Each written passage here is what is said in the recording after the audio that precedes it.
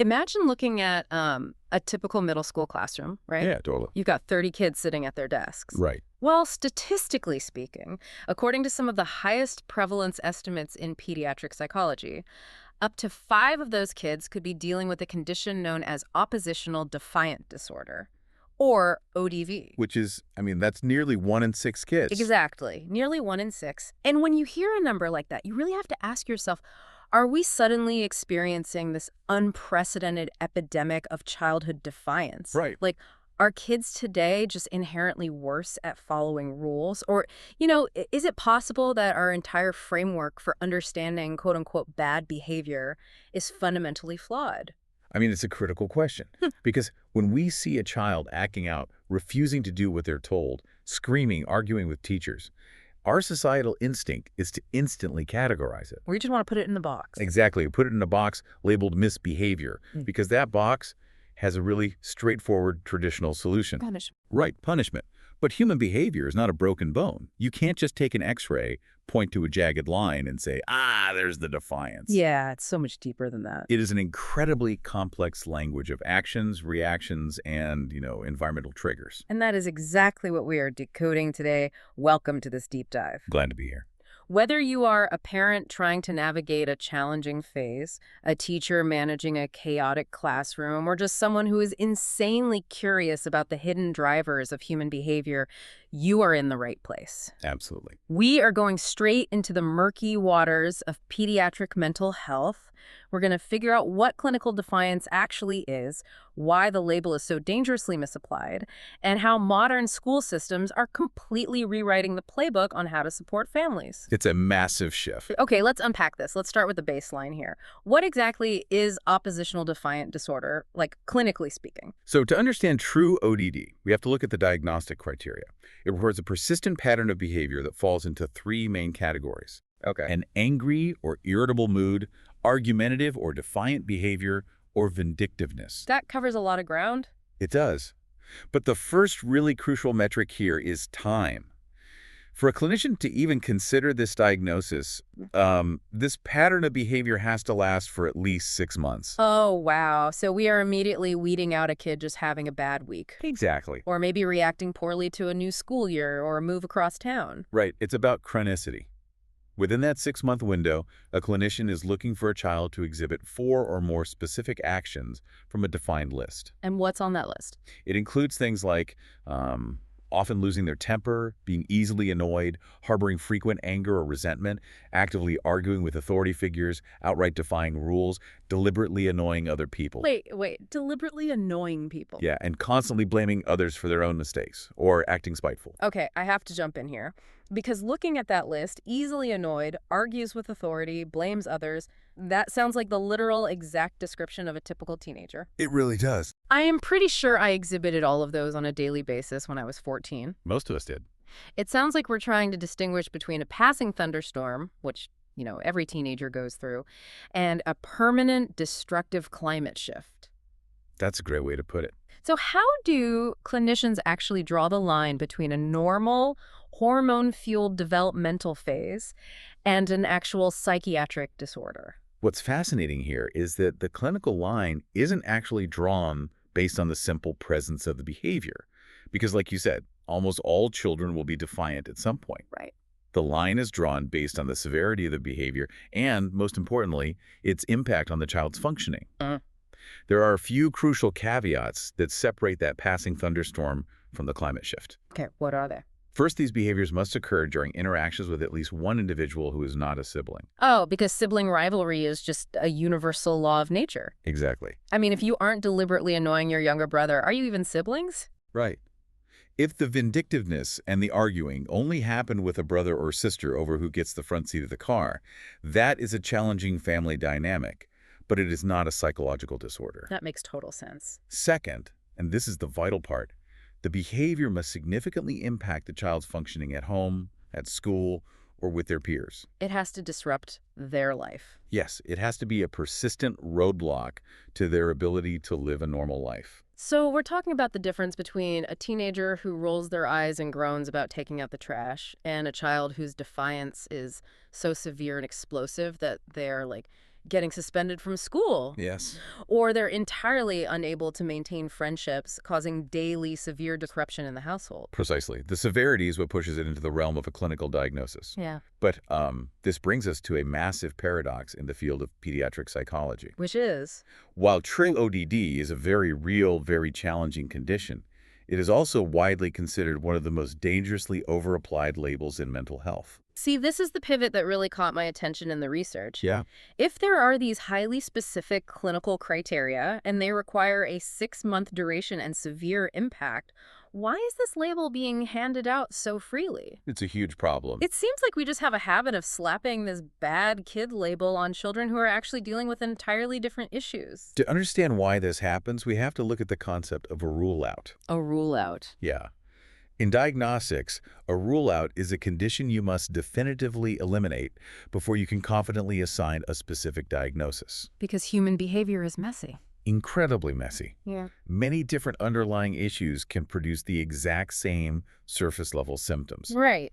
So before a professional can settle on ODD, they absolutely must rule out several other conditions that brilliantly masquerade as defiance. And what are the primary culprits there? We're talking about unmedicated ADHD, anxiety disorders, trauma or PTSD, learning disorders, and language disorders. Let's walk through the mechanics of that because it is so counterintuitive. It really is. Take a language disorder, for example. A child might have an undiagnosed receptive language deficit. Yes. They literally cannot process the multi-step verbal instructions the teacher is giving them. Right, their brain isn't catching it. But instead of saying, "Excuse me, I don't understand," which, let's be real, requires a level of self-awareness most kids don't have, they act out in frustration. Exactly. So they get slapped with an oppositional label. It's like punishing someone for ignoring a stop sign when the reality is they actually just need prescription glasses. That analogy hits the nail on the head. You're treating the symptom of their failure, not the actual mechanism causing it. Wow. Think about the sheer cognitive load on a child with an undiagnosed learning disability, like severe dyslexia, sitting in a classroom. It must be exhausting. It is. They are trapped in an environment where they are continually expected to perform tasks their brain is not currently equipped to handle. Right. The anxiety builds. The shame builds. The frustration reaches a boiling point. And then what? Eventually, the easiest, most effective way to escape that intolerable situation is to flip over a desk, yell at the teacher, and get sent to the principal's office. Because the principal's office, ironically, is a safe haven. It gets them out of the reading circle where they feel stupid. Exactly. The child has just successfully problem-solved their way out of a highly distressing situation. But to the teacher, it looks entirely different. But the teacher, it looks like deliberate, textbook defiance. They argued with authority, they defied rules, they lost their temper. It ticks every single ODD box on paper. It does. But the root cause isn't a vindictive desire to be bad. It's a desperate functional attempt to regulate an overwhelming environment. And what about trauma? How does that masquerade as defiance? Oh, trauma actually rewires the nervous system. A child who has experienced significant trauma is often walking around with an amygdala, the brain's threat detection center, that is hyperactive. They're just always on edge. They are permanently stuck in fight or flight mode. So if a teacher raises their voice to correct the class, a neurotypical child processes that as a simple social cue to quiet down. Sure. But the traumatized child's brain misinterprets that raised voice as a literal life-threatening danger. Their system is just flooded with adrenaline. Yes. And their reaction, which might be intense, explosive anger or screaming at the teacher, is a survival mechanism, is the fight part of fight or flight. Wow. Again, it looks like oppositional defiance, but it is actually a profound neurological distress signal. Which means if we label that traumatized kid or that kid with a learning disorder as merely defiant, our standard toolkit for dealing with them is going to completely backfire. Absolutely. The why behind the behavior dictates the treatment. Right. If you treat a trauma response or a processing deficit with standard punitive behavioral interventions like detention, suspension, taking away recess, or yelling, you are actively doing harm. You're just making it worse. You are punishing a neurological deficit as if it were a moral failing. You are taking a child who already feels unsafe and making their environment more hostile. Okay, so that establishes the massive risk of misdiagnosis. Yeah. But let's look at the other side of the coin for a second. Suppose a clinician has done the rigorous work. Okay. They have successfully ruled out ADHD, trauma, anxiety, learning deficits, all of it.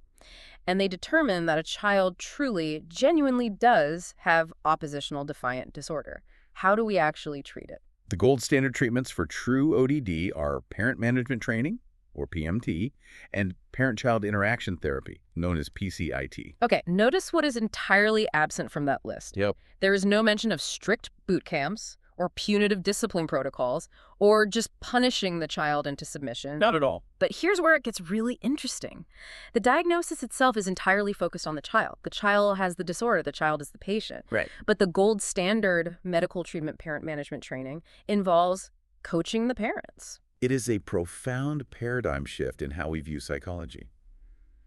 It moves away from the antiquated idea that a child is simply broken in isolation and needs to be fixed. So true. Instead, it recognizes that a child's behavior exists in a continuous dynamic feedback loop with their environment. And for a child, their primary environment is their caregivers. It shifts the burden. It says, hey, the child isn't inherently defective.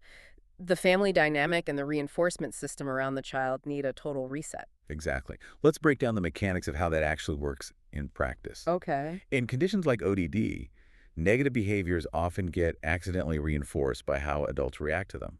We call it the reinforcement trap. How does that happen? Well, a child whines or acts out to get something. The parent says no. The child escalates to screaming and throwing things. The parent, completely exhausted and just wanting peace, eventually gives in. And the child just learned a highly effective lesson: screaming works. Precisely. Or, conversely, a child acts out, and the parent yells back, matching their intensity. For a child seeking attention, even negative attention is a reward. It escalates the conflict. So what do these therapies actually do? What therapies like PMT and PCIT do is teach parents highly specific, evidence-based ways to alter their own responses. Okay. They learn how to use specific, labeled praise for good behavior. They learn how to actively ignore minor, annoying behaviors rather than feeding them with attention. And they learn how to implement consistent, non-punitive consequences. I've heard about how PCIT is conducted, and the logistics are fascinating. Oh, it's amazing. The parent is in a room playing with the child, and the therapist is actually behind a one-way mirror, talking into an earpiece the parent is wearing. Yes, live coaching. The therapist is coaching the parent in real time, like praise him for sharing that block, ignore that whine, smile at her. It is literally rewiring the parent's automatic responses in the moment. And by changing the environmental triggers and the parental reward system, you fundamentally reshape the child's behavior over time. That's incredible. The child learns that defiance no longer yields the desired result, but cooperation does. I love the elegance of that approach. It makes so much sense. It does. But it also introduces a massive, glaring logistical problem. I know exactly where you're going with this. Individual parent coaching, especially highly specialized setups with one-way mirrors and earpieces, requires a family to have the time, the transportation, the financial resources, and the access to elite pediatric therapists. Which is incredibly rare. Right. But kids spend the vast majority of their waking hours at school. They are interacting with teachers who have 29 other students to manage and a lesson plan to get through. It's a totally different environment. So how on earth do we scale this kind of nuanced root cause behavioral support? How do we catch these misdiagnoses before a kid is suspended, and how do we support the teachers on the ground? This brings us to the systemic solution, and it's where we look at real-world implementation. Okay, lay it on me. A prime example of solving this scalability problem is the MentalSpace School initiative. MentalSpace School. Right. It's a K-12 mental health architecture currently rolling out in Georgia. It serves as a blueprint for how institutions can stop punishing symptoms and start treating root causes on a massive scale. Let's get into the mechanics of this MentalSpace model, because when you look at how it operates, it is not just, a school counselor who pops in on Tuesdays to give a lecture on bullying. No, not at all. This is a deeply embedded systemic infrastructure. The foundation of the model is providing dedicated therapy teams for each individual school. Wow. But the key logistical innovation, the thing that actually changes the day-to-day reality for teachers, is same-day teletherapy. Okay, let's visualize how same-day teletherapy actually works in a school setting, because that changes everything. It really does. If a teacher has a student who is escalating, refusing to work, becoming highly disruptive, exhibiting severe oppositional behavior, The traditional model forces the teacher to send that kid to the principal's office. Yep. The kid gets detention or suspension, which we already established does not work and might actually be rewarding them. Exactly. And maybe, a referral is made for a psychological evaluation that will take 3 months to schedule. In the MentalSpace model, that entire timeline collapses. How so? When that student escalates, instead of punitive isolation, they can be connected with a licensed therapist via a tablet or computer in a designated quiet space that same day. That same day. Yes, the de-escalation and the root cause assessment happen in real time, in the environment where the behavior is occurring. So the therapist can immediately start unpacking the why. Right. Like, is this kid overwhelmed by a reading assignment? Are they having a trauma response? Are they having a panic attack that looks like anger? Exactly. It catches the misdiagnosis in the moment, and the services extend beyond immediate crisis intervention. What else do they do? They offer suicide and violence prevention, and crucially, they provide staff wellness programs. Oh, that's huge. We have to recognize that teachers are bearing the emotional and neurological brunt of this behavioral crisis. If the adults in the room are dysregulated, they cannot possibly help regulate the students. That is such a good point. But tying this back to our discussion on treating true ODD, if the gold standard treatment involves the parents, how does a school-based program address that? One of the most critical pillars of this model is family counseling. They recognize that you cannot treat the child in a vacuum. Right. By running this comprehensive care through the school system, which is a centralized hub the family is already interacting with, they bridge the gap between the school environment and the home environment. That is so smart. They can facilitate that parent management training without requiring the family to navigate the complex private healthcare maze. Which brings up the elephant in the room, accessibility. Always the biggest hurdle. The most brilliant mental health model in the world is completely useless if families cannot afford it. The financial barrier is usually the #1 reason these behavioral issues go undiagnosed, leading to years of unfair bad kid labels. And this is where the logistical architecture is so impressive. They have structured the financial side to remove that barrier. How did they do that? For families on Medicaid, the out-of-pocket cost is $0. Zero. Let that sink in. $0 for same-day embedded psychiatric care. That is incredible. And they have integrated with virtually every major private insurance network as well, like Blue Cross, Cigna, Aetna, United, Humana, Peach State. They take them all. They have essentially solved the funding bottleneck that stops so many public health initiatives. I also want to highlight how they are addressing the cultural nuances of behavior. Yes, that is so important. They place a strong emphasis on utilizing licensed, diverse therapists. Why is that important for something like ODD? Because when you are assessing defiance, cultural context is everything. Absolutely. Different cultures have vastly different baselines for how children are expected to communicate with adults. A tone of voice or a communication style that might seem oppositional or disrespectful to a clinician from one background might just be standard, acceptable communication in another. That happens all the time. Having diverse, culturally competent therapists severely reduces the risk of misapplying that ODD label based on cultural misunderstandings. Spot on. And there is also a major legislative driver behind why models like this are becoming essential. Really? Like new laws? Yeah, we are seeing a shift nationwide where mental health support in schools is moving from nice to have to legally mandated. In Georgia, for example, there's upcoming legislation called HB 268 with a compliance deadline hitting in July 2026. So what does that legislation actually force schools to do? It mandates that schools implement specific, robust levels of mental health care, threat assessment, and crisis intervention. Okay. Schools can no longer just ignore the behavioral health of their students. It is a legal requirement. But schools are educational institutions, not hospitals. Right, they're not equipped for that. They don't have the infrastructure to build a massive psychiatric department from scratch. Turnkey systemic models like MentalSpace offer a way for schools to achieve legal compliance while actually providing high-level immediate care. Okay, so the theory is incredibly sound. Moving away from punitive discipline, utilizing same-day teletherapy involving the family, removing the financial barriers. It all sounds great on paper. Right, but the ultimate question is, does it actually work? When you stop punishing the symptoms and start treating the root causes systematically, what happens? The clinical and educational outcomes of this approach are staggering. Do we have data? We do.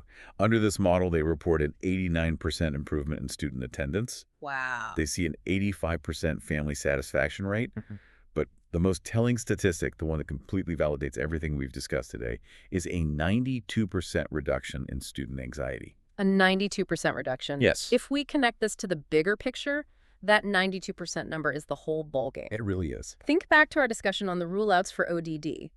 Anxiety disorders perfectly masquerading as oppositional defiance, the kid who flips the desk because they're overwhelmed. If we connect this to the bigger picture, when you implement a systemic mental health program and you see a 92% drop in anxiety, coupled with a massive jump in attendance, it proves the hypothesis. Totally. You didn't miraculously cure 89% of kids of a vindictive desire to be bad. You treated the underlying anxiety, you identified the trauma, you supported the learning deficits. And the defiance just disappeared. And when you did that, the oppositional behavior simply vanished because they no longer needed to use defiance as a survival tool. They could finally just show up and learn. It is the ultimate proof of concept. You treat the root cause, and the entire system heals. So what does this all mean? That's the big question. Let's bring this home for you, the listener. This deep dive fundamentally challenges how we are conditioned to view negative behavior. It really does. Whether you are a parent feeling overwhelmed by a challenging child, an educator staring down a complex classroom, or just someone navigating relationships in the real world, it asks you to pause. It challenges you to stop looking at defiance, anger, or frustration as a purely moral failing. Instead, start looking at behavior as a language, a distress signal. I love that. Behavior is language. It asks you to look for the hidden anxieties, the unseen traumas, or the unspoken struggles before you apply a label that could alter the trajectory of a person's life. And that raises one final important question I want to leave you to mull over. Okay, let's hear it. Our exploration today focused entirely on the pediatric side, children, school systems, and parent-child dynamics.